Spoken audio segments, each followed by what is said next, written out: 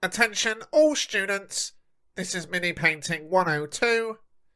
Attention all students, this is Mini Painting 102.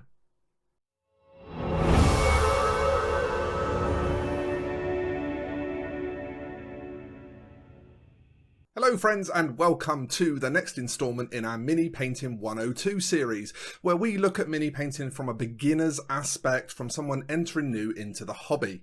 In today's episode I'm going to be breaking down paints and brushes, looking at some pros and cons for different brands of paints, and some reasoning behind why I purchase and recommend and don't recommend certain different things. So let's get on with that.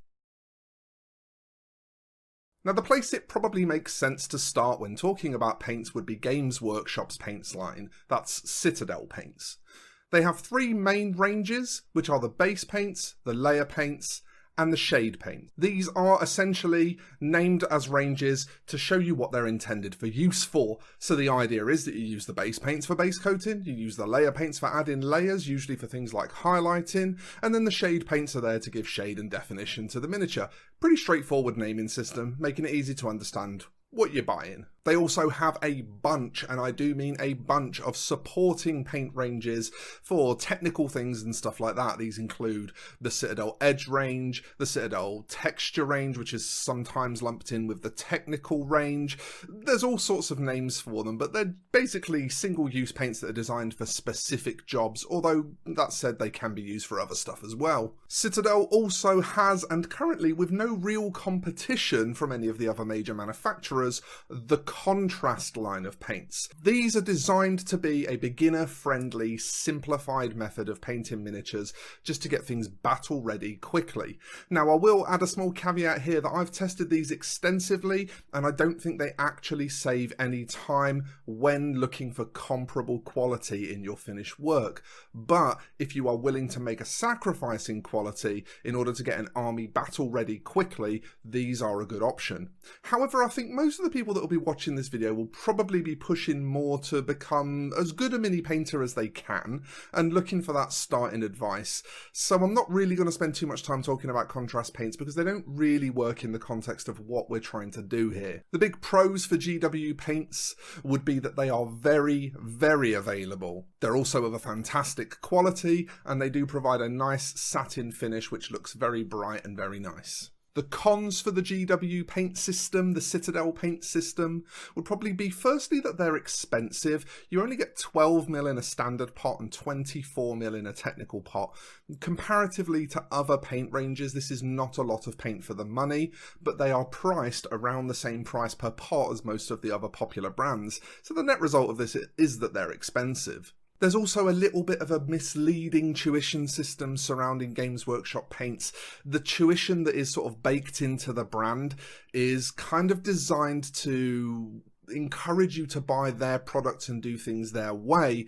And whilst a lot of the time you'll get great results by doing that, it doesn't really allow you for much flexibility, and it can often lead to you spending a lot more money than you maybe need to spend to get started as a miniature painter. The pots we definitely have to take a second to talk about because sadly they are, without a doubt, the worst paint pots on the market. They have a flip lid system with a little well in the top, and there's a couple of problems with this. It encourages people to grab paint directly from the pot and put it onto the miniature, and if you don't really know anything about miniature painting and you're just starting out, that's definitely something that you might do. Now, they do tell you not to do this in their baked in tuition, but there's every possibility that you would start using their paints and you wouldn't have necessarily seen any of their baked in tuition. So I do think that that pot design is not the best idea. Also, it's very, very prone to being knocked over and subsequently spilling, which has cost a lot of painters a fortune in spilt washes and shades, and actually has generated quite a number of memes as a result. Next, we're going to talk about Vallejo Paints. Vallejo have been around for a very, very long time, and they kind of specialise in both the scale model side of hobbying and the miniature painting side of hobbying, and as a result they have a vast range of products. Their paints are divided into two main lines really, which is Vallejo Model Colour, which are their matte paints, and then Vallejo Game Colour, which are their satin paints. They do have some other lines which are smaller and more specific in their purpose though. They're also supported by a vast number of special paint sets, technical paints, extra accessories and things like that. There are a lot of other things that go along with the Vallejo range. They happen to also sell an incredible range of airbrush thinners, mediums, additives and that kind of thing. So they are kind of a one-stop shop, and that's one of the best things about Vallejo. It would be remiss not to mention the absolutely godly VMC or Vallejo Metal Colour range. These have become my go-to metallics for most applications. They are absolutely incredible to work with. So if we're talking about pros and cons, the first pro is probably that they are pretty much as readily available as Games Workshop paints. Although you won't obviously find them in a Games Workshop store, most independent hobby stores I've been in have them. You can buy them from Amazon, you can buy them from eBay, and most hobby stores online that I've found also stock them. They're fantastic quality, they're cheap considering that the price per pot is very similar to Citadel paints, but they are 17mm pots, and the texture paints come in huge jars, which are maybe twice the price of a 24mm pot of GW's texture paint, but they're about 200 or 250 mils. They are much bigger. So the value for money is very good. The Vallejo Metal Colour metallics, of course, as I said, are probably the best metallics on the market in my opinion, so that's got to be a pro. The bottles are a standard dropper bottle, which is excellent. A lot of other ranges use this type of bottle as well, and it's tried, tested, and brilliant. And finally, they are so good through the airbrush. Super smooth, taking dilution really well, without going too transparent that you can have airbrushing problems with them. They really are a winner if you're going to be airbrushing them. In terms of cons, the first thing that I would have to mention when talking about Vallejo is that there is very little built-in tuition associated with the brand, unfortunately.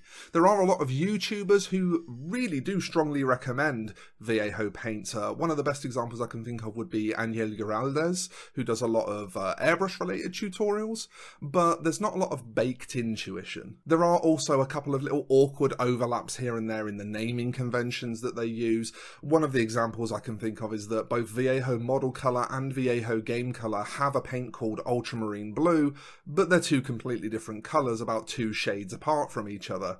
Obviously things like this can be problematic, so you are going to want to preferably be in a position where you can physically look at the paints before you buy them. Right, next up we're going to have a chat about Reaper paints. Now, Reaper actually, they have a few ranges, but to be honest, I've used them extensively. My paint shelves to the side of me here contain a lot of Reaper paints, and the formula and finish is pretty much the same regardless of which range you buy. So with Reaper paints, I wouldn't really bear too much consideration to the names of the different ranges. Just look at the colours that you like. Now, the first thing that's very notable about Reaper paints is that they are all a very matte finish.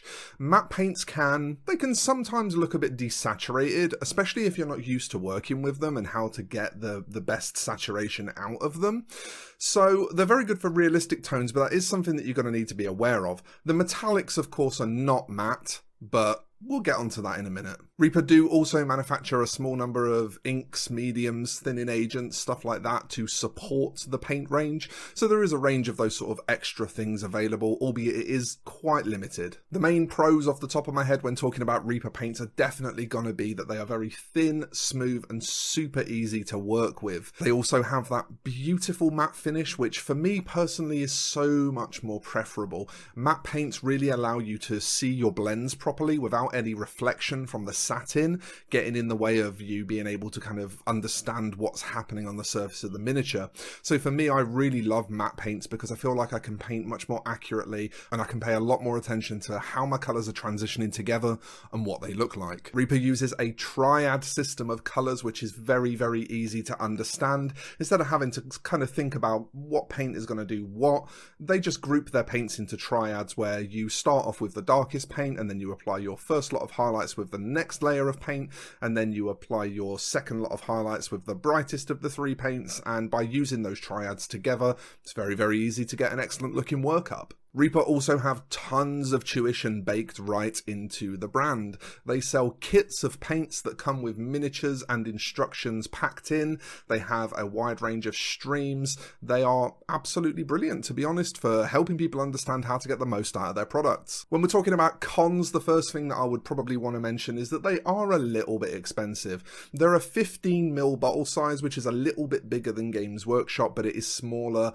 than most other standard brands. However, price-wise, they're actually a little bit more per bottle than Games Workshop paints, which means that I would rate them as one of the more expensive miniature paints. The bottles are also very, very prone to clogging. This is such a problem that Reaper even acknowledges it to the extent that they actually make an anti-clogging tool. I think they call it a pokey tool or something like that, and it's basically a pin with a little cast metal skull on the end of it. But if, you know, the brand is making a tool to help you declog the bottles, it's pretty obvious that clogging bottles is a pretty serious problem. And the final con that I would say with Reaper is that in my experience, the metallics are close to useless. They are very gummy and claggy in consistency. They tend to sort of dry and go plasticky way too quickly to be able to work with them in a meaningful way. I don't find that they take dilution very well, and I find that the coverage is very, very poor. On the few occasions that I have decided to just kind of bear with it and use the Reaper metallics, I will say that if you are willing to work with them and kind of take it slowly, you can get some really nice bright metallic finishes from them. The problem is just that it takes a lot of layers and a lot of hard work to get there. Next up, we're going to talk about Scale 75. Scale 75 is a hugely popular brand of paints, and they have three main ranges that you're going to need to consider. That is Scale Color, which is an ultra matte liquid paint, Fantasy and Games, which is a satin finish liquid paint, and then Scale Color Artist, which is a heavy body tube paint that is designed for both two-dimensional traditional painting and miniature painting. The formula is designed to do both. Scale 75 has a full range of metallics and inks to support their paint line, so products to use for shading and stuff like that. However, they don't currently manufacture any kind of texture or special effects paints to the best of my knowledge, so the range of supporting products is a little bit limited, you could say. They do also have an equivalent to Citadel's contrast system currently in development. The project is on Kickstarter right now, so it is kind of a pre-order. However, Scale 75's Kickstarters have historically been very reliable and have delivered brilliant products to people.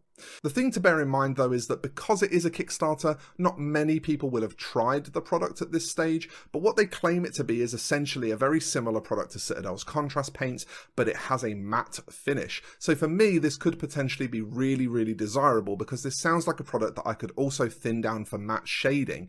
I'm going to be paying very close attention to this one to see what it looks like when it comes out. Okay, if we're going to get into the pros of the Scale 75 range, the first thing I have to talk about is the Scale 75 Scale Color Artist Art Black. This tube paint is the best coverage matte black acrylic that I have ever found in my life. It is incredible. You can thin it to such ridiculous proportions that you don't even think it's going to work anymore, and it will still give you good solid coverage. It is a triple plus in my opinion. The Scale Color range is also absolutely fantastic for realism-based painting. The colours tend to be very natural. They tend to be a little bit less saturated again because they're matte, but they have a really natural, nice, smooth way of blending together and layering up nicely, and they are brilliant for doing realism-based miniature painting. The bottles are the standard 17ml dropper bottle, so as I've said for every other paint brand that uses them, they're a great bottle and they work fantastically.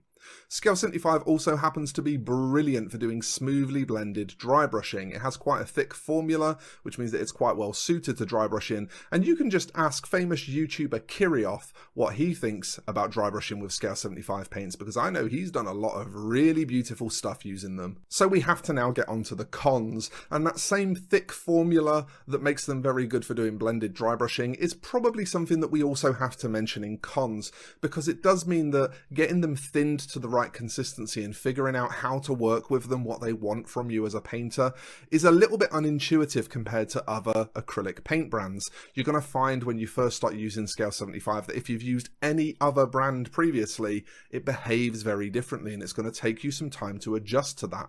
However, if they're the only brand that you've ever used, chances are you're probably going to get on pretty well with them once you figure out what you're doing. We also obviously have to bear in mind that there is very little in the way of supporting extras. The one big thing being that contrast equivalent that they're working on, but even that is currently not actually available. So as of right now, Scale 75 is kind of just a paint brand. They're also considered to be quite a kind of high-end product, and as a result of being in that sort of high-end niche, they tend to have a lot of tuition attached to them that is aimed at very advanced painters.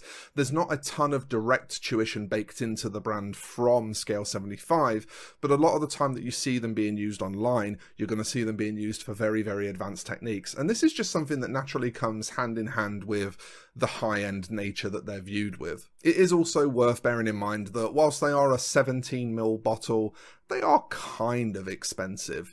Not so much price per milliliter as maybe Reaper paints, but probably getting up there into kind of Games Workshop paints territory of price per milliliter expensive. So what do we conclude from all of this talking about paints? Well, first of all, and try and bear with me as I make this point, the most likely conclusion is probably that it's going to be very easy for you to end up falling into Games Workshop's Citadel painting system because it's so widespread and because it's associated with the most popular miniature painting games in the world. However, I would say try your best not to do this. Take a look at all of these ranges. Pick and mix and, cherry pick the things that work for you. It's going to take you a little bit longer to figure out which products are good for you, but in the long run, you're probably going to end up in a more satisfied place with your painting. So the TLDR conclusion when it comes to miniature paints is mix and match. It's a lot more fun that way. Choose paints that fulfill your desires, whether it be for the finish, matte or satin, whether it be for the colours, saturated and bright or slightly more mute and sedate. But think about what you want from the paint and buy paints from different ranges to find out what works for you. It's just a lot more fun. Okay, now it's time to have a good old chat about brushes. First of all, what I am going to say is that I don't want to focus too much on brands of brushes here, because there is a lot of crossover when it comes to paintbrush brands. A lot of things are made very similarly or hold very similar standards, and it doesn't help too much for a newer painter. It can be quite confusing. The only thing I am going to say on brands is that there is one brand that I highly recommend and one brand that I always recommend people avoid, and I will explain the reasons for those. The brand that I really recommend is Rosemary & Co brushes. They're a UK company and have been making brushes for quite a long time now. They are, in my experience, and bear in mind I have tried literally every single popular brand of brushes out there, but they are, in my opinion, the best balance of price to quality. There are certainly brushes that can outperform them, but not at the price point that they're available for. They truly are a fantastic value for money offering. Conversely, and saying this often makes me a little bit unpopular, I'm not going to lie, the brand that I recommend you avoid for paintbrushes is sadly Citadel, Games Workshop's brand. Now, don't get me wrong, Citadel do make some fairly good brushes. The Artificer line, for example, are actually quite good quality brushes and will last you a fair amount of time. But when we compare price to quality, it becomes very clear very quickly that Citadel leaves a lot to be desired. The lower end Citadel brushes are not even at the same sort of quality level as the multi-pack cheap synthetics that you can buy from Amazon. And those higher end brushes are triple to quadruple the price of some other high end Sable brushes. So when you look at the brand as a whole, there's just not really much to make them desirable. The only thing is that obviously, because you are most likely as a hobbyist to first end up discovering the hobby through Games Workshop, they may end up being the default brand that you land on. And so I feel like it's important just to mention that it's really worth looking at others. So instead of spending too much time talking about brush brands, let's talk about the role that brushes play in your painting and what type of brushes you might want to fulfill those roles.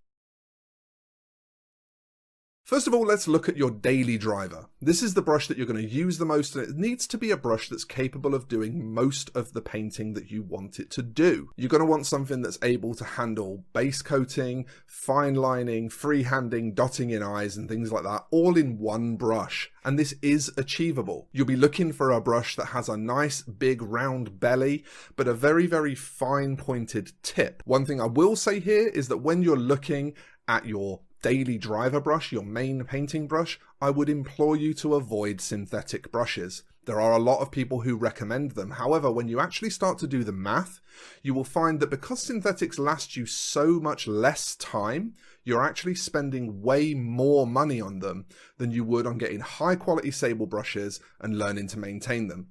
Now, the maintenance of them is something that you would want to cover in a separate video, to be honest, and there are already tutorials on brush maintenance available on the internet. But I would say that in terms of just price to quality, in terms of value for money, sable is always going to be your best option for paintbrushes. To try and put this into context for you, I paint every single day of the week. This is my job. So I paint for between 5 and 8 hours, depending on how much I have to do that day, and I paint every single day. My daily driver brush is used for everything: base coating, shading, highlighting, fine lining, freehand, dotting in eyes and teeth, all of those tasks. And yet despite this, my budget for what I'm spending on paintbrushes halved when I moved from synthetic across to high quality sable. So that's how much of a serious value for money proposition sable represents.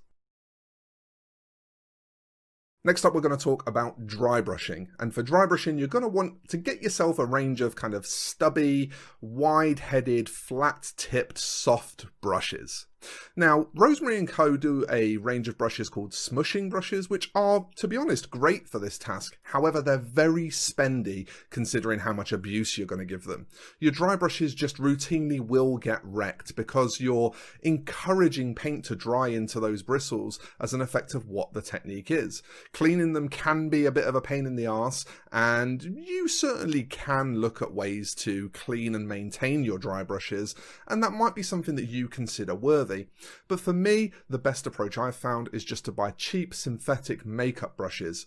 Personally, here in the UK, I can use a store called Primark where I can buy 3 makeup brushes for about £2.50, which is very, very, very cheap. However, your mileage may vary based on your location and what's available to you. The only thing you are going to find with makeup brushes is that you'll probably struggle to find like a really small one, something like the smallest of the Rosemary & Co. smushing brushes. So for your fine detail dry brushing, you might have to buy something that's made for purpose. But outside of that, makeup brushes are going to do you really, really well, whether it be just for big sweeping panel dry brushing to pick out highlights, or whether it's for doing swirly circular blended dry brushing and that kind of thing. Okay, the final category of brushes is beaters. Beaters are the brushes that you are going to abuse the most. They're the brushes you're going to use for applying PVA glue. They're the brushes you're going to use for applying texture paints and for smashing on huge volumes of colour into big areas, like for example when you're painting the armour on a tank. You're going to mostly want synthetic brushes for this job because no matter which brushes you buy, you're going to be wrecking them. You'll want to get yourself some big flat-tipped or chisel-tipped brushes, maybe a couple of your old wrecked brushes that used to be in circulation but aren't good for other jobs anymore. These are going to form the brushes that you use for all of those previous techniques that I discussed, and you'll also use them for mixing paint. So the condition of them doesn't really matter a ton, but keeping them cheap probably does. Okay, so we now need to talk about some conclusions when it comes to purchasing brushes. The first thing you're going to notice is that I didn't really recommend much in the way of detail brushes and that kind of thing.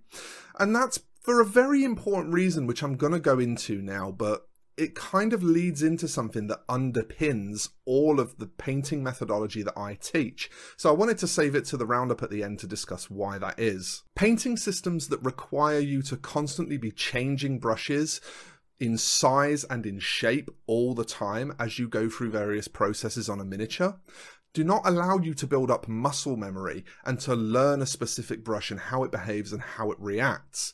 These systems are designed to encourage you to buy more paintbrushes, not to help you become a better painter. Finding one great tool that does a lot of jobs well will really tune you into that tool. You'll really learn it inside out and be able to work with it in various different applications. And through the development of muscle memory that comes from doing that, you will actually find that you advance as a painter a hell of a lot quicker. The other thing to bear in mind as well is that by limiting the number of paintbrushes you use, you're also going to be saving yourself a hell of a lot of money on your initial expenditure to buy kit. For the way that I paint, only really need 3 paintbrushes. I could do everything that I do with 1 dry brush, 1 daily driver, and 1 beater, and that would cover the entirety of my miniature painting. And bearing in mind that 2 of those brushes I'm recommending you use either cheap synthetic brushes or beat up old brushes. So that brings down your purchasing cost for paintbrushes massively over the long term.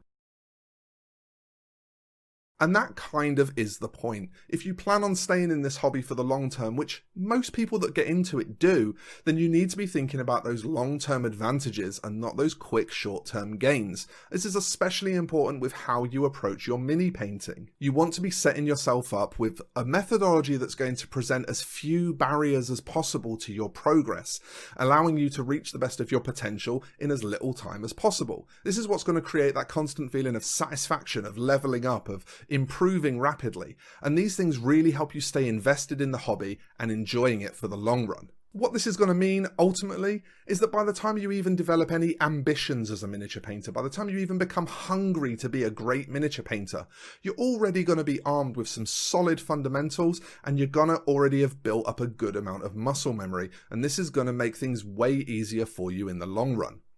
Now, it's worth understanding here that if you're already an experienced painter and you're watching this video, I'm not telling you that you should change anything that you do, regardless of what painting system you use, what methodology you use. If it's making you happy and you're having a good time and you haven't hit a wall, you shouldn't question it. You should be enjoying the hobby your way. But the intention here is for new people coming into the hobby and looking to paint their first miniatures, we want to arm them with knowledge and with a pathway through skills that's going to really limit how much they get put off, how much they struggle, that's going to give them the best fighting chance possible to continue growing, developing, and having a wonderful time as they explore the hobby. So with that said, I'm always going to do my best with my videos and my content to help you learn to avoid pitfalls, spot the bullshit, get good value, and set yourself up well for the long run. That's always going to be my aim in how I make my content. So folks, I hope you liked this first look into paints and brushes as part of our Mini Painting 102 series. I really enjoyed making it. I love talking shop with people. So if there's any shop that you want to talk about materials that you really love and feel are fundamental to the hobby, and perhaps I didn't think about them in this video, drop me a comment below. If you're a new painter and you're just starting to get into mini painting, drop me a comment and let me know how it's going. I really love chatting with you folks, and that is one of the best parts about doing this. If you did like the video, of course, remember you can click that like button to let me know that you liked it. If you want to subscribe to the channel and enable notifications, that's going to let you stay up to date on what I'm doing and keep you tuned into the pulse of what's going on over here. I do also have a Patreon, and if you wish to support my creation of content as I take this into being my full-time job, you can find a link to that in the description, along with a bunch of links to all of my social media. Patreon tiers start from as little as $1 a month, which is about 60 or 70p in the UK, so it's not expensive to start getting some really cool bonus benefits. Thanks for watching, everyone. I'll see you in the next one.